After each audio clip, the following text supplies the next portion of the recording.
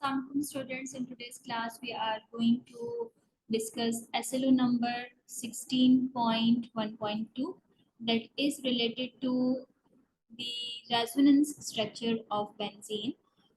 इसको समझने के लिए सबसे पहले आपको ये मालूम होना चाहिए कि what actually benzene is, what is its structure, and then we will move towards the resonating structure of benzene. As you know, the formula of benzene is C6H6 and the structure of benzene are given over there, but I'm just going to give an overview with reference to open structure that how 6 carbon are interlinked. They are interlinked in a form of hexagon in which each corner is going to represent one carbon, right? So हमारे पास एक carbon यहाँ है, second, third, fourth, fifth and sixth. These are 6 carbon, and as there are 6 hydrogen as well, so I'm going to add 1 hydrogen with each carbon ताकि इसका molecular formula C6H6 complete हो सके.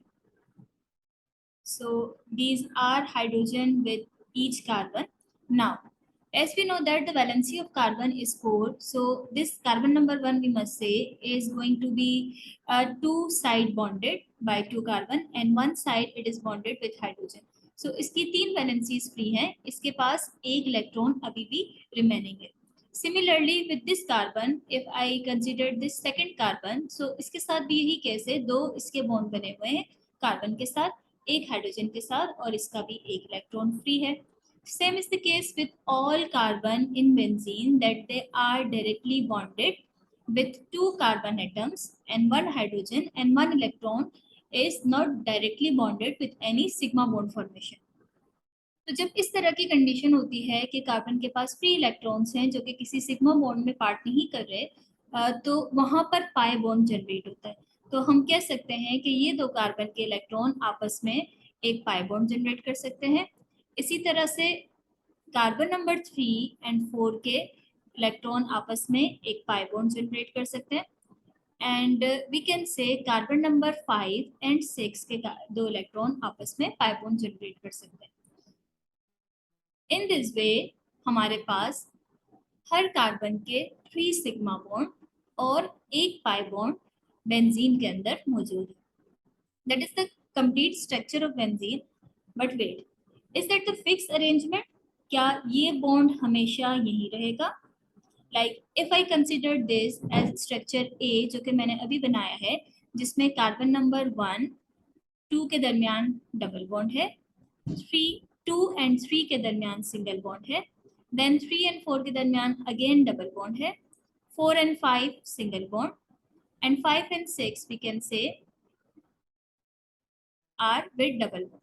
So there is the alternate pattern between 1 2 3 4 and 5 6 of double bonding, but that double bonding is not fixed in this pattern. अगर हम इसी का parallel एक और स्ट्रक्चर देखें जिसको मैं स्ट्रक्चर नंबर बी कह रही हूँ, अगर मैं इसमें अरेंजमेंट ऑफ कार्बन एटम देखूँ 1 2 3 4 5 एंड 6, तो क्या होगा कि यहाँ पर जो डबल बॉन्ड की पोजीशन है वो इसके ऑल्टरनेट है. लाइक यहाँ पर हमारे पास डबल बॉन्ड 1 2 के दरमियान था, तो यहाँ पर 1 2 के दरमियान डबल बॉन्ड नहीं है. So we must say the position of this double bond which I have made is not fixed. Sometimes they are between 1 2 and another position we are going to have, that is 1 3 shift. ये bond यहाँ shift हो जाता है और हमारे पास एक और structure बनता है by continuous shifting of these double bond. इस चीज को हम कहते हैं resonating structure. The resonance is nothing but the movement of these delocalised electron with in the ring.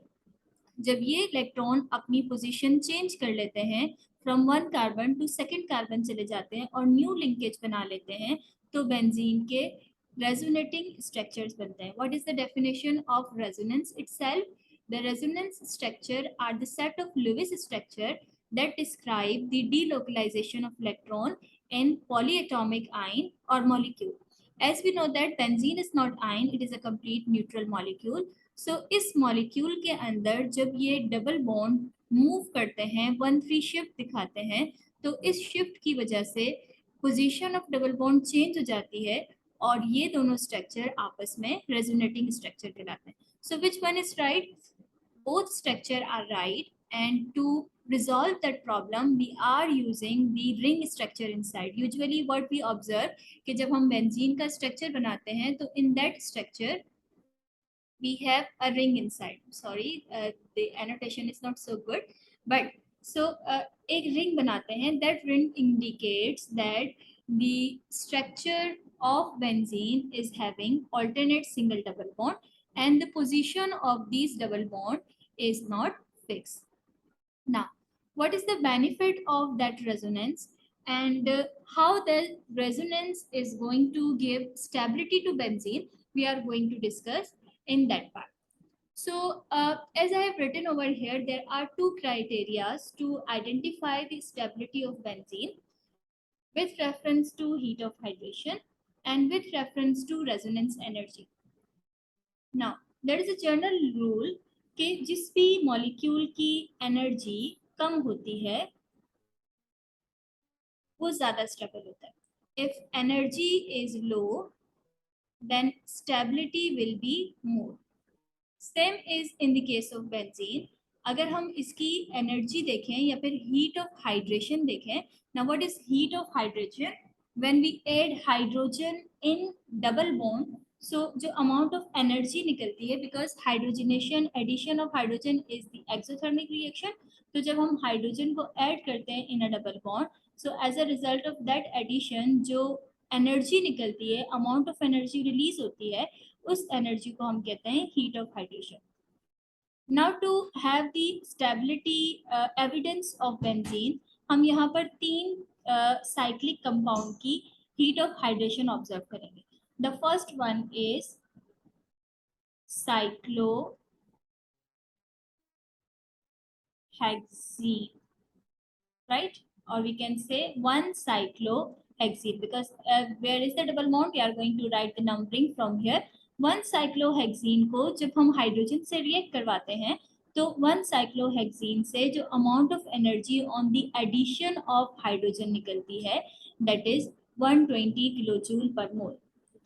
यानी कि एक डबल बॉन्ड तोड़ने के लिए जो हाइड्रोजन ऐड हुए हैं वो कितनी एनर्जी रिलीज करेंगे? 120 किलोजूल पर मोल. As the energy is in negative, so that means it is exothermic reaction. Similarly, अगर हमारे पास 1,3,1,3 मौजूद है, क्या मतलब हुआ? पोजीशन नंबर 1 एंड 3 पर दो डबल बॉन्ड मौजूद हैं और ये साइक्लिक कंपाउंड हेक्सेन है. So if we have 1,3-cyclohexadiene, उसमें हम हाइड्रोजन को ऐड करवा रहे हैं. As we can see, the energy, the hydration heat which is released is 239.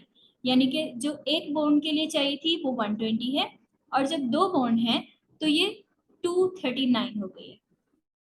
But what about benzene?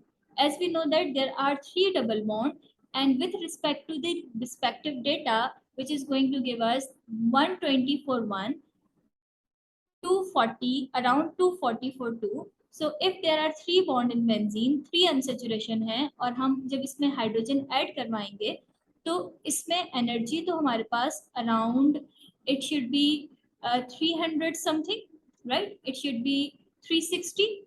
Instead of 360, the observed value is 208, -208. यानी कि जो अमाउंट ऑफ एनर्जी बेंजीन में रिलीज होती है दैट इज 208 और ये अमाउंट बहुत ही कम है जिसकी वजह से हम कहते हैं एनर्जी कम, स्टेबिलिटी ज़्यादा. But what is the reason? ये इतनी कम अमाउंट क्यों है? याद रखिएगा कि बेंजीन नॉर्मल कंडीशन में कभी भी एडिशन रिएक्शन नहीं देता. बेंजीन प्रिफर करता है कि वो सब्स्टिट्यूशन रिएक्शन दे. So what is substitution? We know that when something is incoming group and when it attacks to benzene, तो बेंजीन अपना डबल बॉन्ड नहीं तोड़ेगा और उस चीज़ के बदले में हाइड्रोजन को रिप्लेस करने की कोशिश करेगा. चलिए हम सब्स्टिट्यूशन एंड एडिशन रिएक्शन का एक ओवरव्यू लेते हैं. उसके बाद हम इसको रिलेट करते हैं कि बेंजीन में अमाउंट ऑफ एनर्जी जो रिलीज हुई वो कम क्यों है. Let us take one example of carbon-carbon double bond. That may be, we can say, ethene. So अगर हम ethene के अंदर हाइड्रोजन को ऐड कर रहे हैं, right? If we have one ethene and we are going to add hydrogen in it. So ethene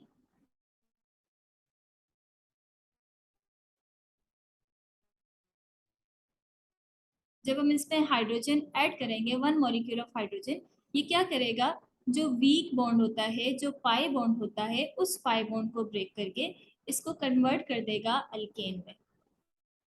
it would be CH3 now on both side. दो hydrogen पहले से मौजूद थे और जो हाइड्रोजन यहाँ पर हमने ऐड करवाया है उसने क्या किया कि इस बॉन्ड को तोड़कर CH3 ग्रुप प्रोड्यूस किया. इस तरह के रिएक्शन को हम कहते हैं addition reaction. As we observe, there are three double bond in benzene. So expectation is that कि benzene must give the addition reaction. जब उसमें हम हाइड्रोजन को ऐड करेंगे तो वो एडिशन रिएक्शन दे, बट ऐसा ऑब्जर्व नहीं होता. बेंजीन के केस में बेंजीन प्रिफर करता है सब्स्टिट्यूशन रिएक्शन को. तो जब भी हम इसके अंदर कोई चीज ऐड करते हैं, like that is the benzene in which I am going to add hydrogen और एनी अदर मॉलिक्यूल, सो क्या होगा, जो इनकमिंग ग्रुप होगा वो आते साथ ही एक बॉन्ड बेंजीन का ब्रेक करवा देगा. सो ये बॉन्ड यहाँ से बेंजीन का यूजुअली जिस तरह डबल बॉन्ड में होता है यहाँ से ब्रेक हो गया. अब जब ये बॉन्ड ब्रेक हो गया, सो there must be the deficiency for this carbon atom. So what will happen, this bond will shift over here and will make this stabilize. As I told you कि benzene में resonating form होती हैं, so ये किस में convert हो जाएगा, the new structure that we must have is एक बॉन्ड यहाँ, एक बॉन्ड यहाँ, और as this bond is now going to be shift, so the deficiency would be over there and the attacking group is over here. Okay, now what will happen, this bond will stabilize and will shift here, the 1-3 shift we told. तो यहाँ पर भी इसी तरह होगा, ये वाला bond यहाँ शिफ्ट हो जाएगा. Now the next structure that I have, it must have 1, 2 and due to shift of that bond deficiency is over here, or the pair of electron we can say. ये आप और ज़्यादा easily समझेंगे जब हम substitution reaction of benzene को पढ़ेंगे. But right now you must have to understand that जब भी कोई अटैकिंग ग्रुप आता है बेंजीन में, तो बेंजीन अपने इलेक्ट्रॉन्स को जो कि पाई इलेक्ट्रॉन है उनको रेजोनेट करवाता है. So due to presence of that resonating structure, benzene के अंदर एडिशन मुश्किल होती है, स्पेशल कंडीशन के अंदर एडिशन होती है, यहाँ पर सब्स्टिट्यूशन रिएक्शन हो रहा होता है. But as I told you कि हमने बेंजीन में एडिशन ही करवाई है, कुछ स्पेशल कंडीशन देके हमने यहाँ एडिशन करवाई होगी. सो क्या होगा कि amount of energy which is release in addition reaction as a result of hydration is low, क्योंकि ज़्यादातर एनर्जी जो कि बेंजीन के अंदर मौजूद थी वो इसने रेजोनेंस के अंदर यूटिलाइज कर ली. किस तरह से, जब भी कोई अटैकिंग ग्रुप आ रहा था बेंजीन के ऊपर, सो बेंजीन क्या कर रहा था, अपने पाई इलेक्ट्रॉन को शिफ्टिंग कर रहा था. इन पाई इलेक्ट्रॉन की शिफ्टिंग ए बी एंड सी की वजह से resonance energy inside benzene is high, और इस रेजोनेंस एनर्जी के हाई होने की वजह से, द मूवमेंट ऑफ इलेक्ट्रॉन होने की वजह से क्या हुआ है कि बेंजीन की जो टोटल अमाउंट ऑफ प्रोडक्ट जो हमें एनर्जी मिली है वो कम है. So these are two reasons by which we can say benzene is stable. The first one is the heat of hydration, यानी कि जब भी बेंजीन में हम अमाउंट ऑफ एनर्जी रिलीज देखेंगे वो कम होगी, and energy is low, stability is high. The second one is resonance energy inside the molecule, जो शिफ्ट होते हैं वो शिफ्ट जो बेंजीन के हैं वो बहुत ज़्यादा अच्छे हैं, इसमें ऑल्टरनेट डबल बॉन्ड होने की वजह से, जिसकी वजह से ज़्यादातर एनर्जी बेंजीन अपने अंदर inter between the carbon atom shifting of pi bond में कंज्यूम कर लेता है. रेजोनेंस एनर्जी हाई रखता है, किसी भी मॉलिक्यूल को अपने ऊपर अटैक करने नहीं देता या इजीली ऐड होने नहीं देता. जिसकी वजह से वो स्टेबल है. So there are two reasons: the heat of hydration is low and the resonance energy is high. That's why we can say benzene is what? Stable in nature. Thank you for joining today's session. Furthermore, resonating structures किस तरह से बनते हैं, किस तरह से electron shift by arrow show किया जाता है, ये हम सब्स्टिट्यूशन रिएक्शन की स्लाइड में पढ़ेंगे.